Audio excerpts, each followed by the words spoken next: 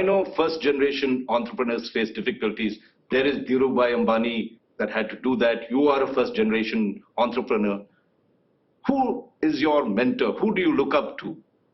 Dhirubhai Ambani is a source of inspiration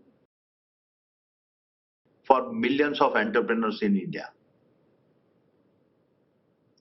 He has shown how a humble man, without any backing or resources, and against all odds, can not only set up a world-class business group,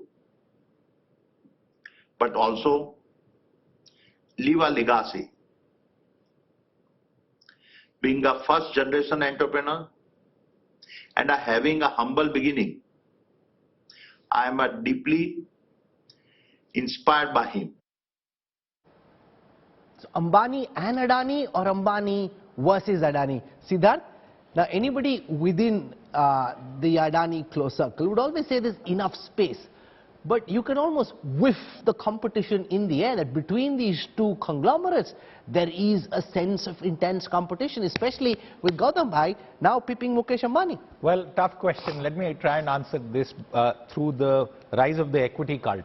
Many of our viewers would know that Reliance Industries is seen as responsible for taking the equity cult to the masses many decades ago.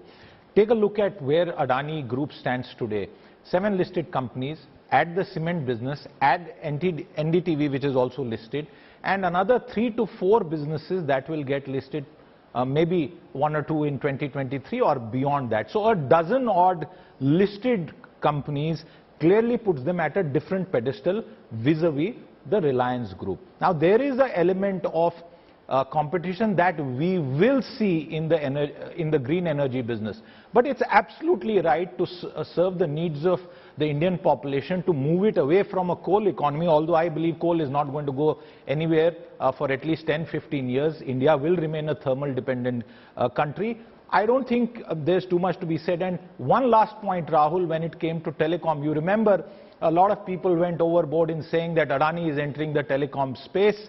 And you would remember my discussions with you where we said it's going to be a different play, which is the enterprise play. Therefore, I think this bit of going head-to-head with Reliance is a little overstated. It's not an ego business. If there is a group which has a dozen companies listed, imagine the scrutiny on that group, and imagine the amount of quarterly performance and results that you will have to give.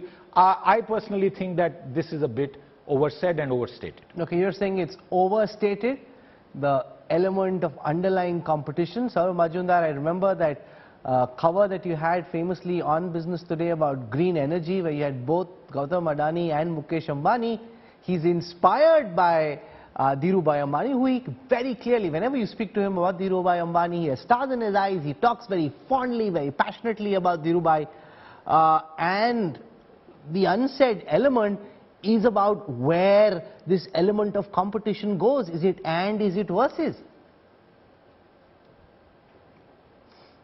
Rahul, I'll give you a very interesting data point which we mentioned in the BT 500 issue of which we put out recently. It's essentially the fact that when Mukesh Ambani took over in 2002, when he came in, and at that time the Reliance Group was the Mukesh Ambani and the Reliance Industries Group was 73 times the market cap of the Adani Group. And today look where they are. Now, you know, whether it's personal wealth or the overall market cap of the two groups. I mean, it's a different story altogether in just a span of between 2002 and now.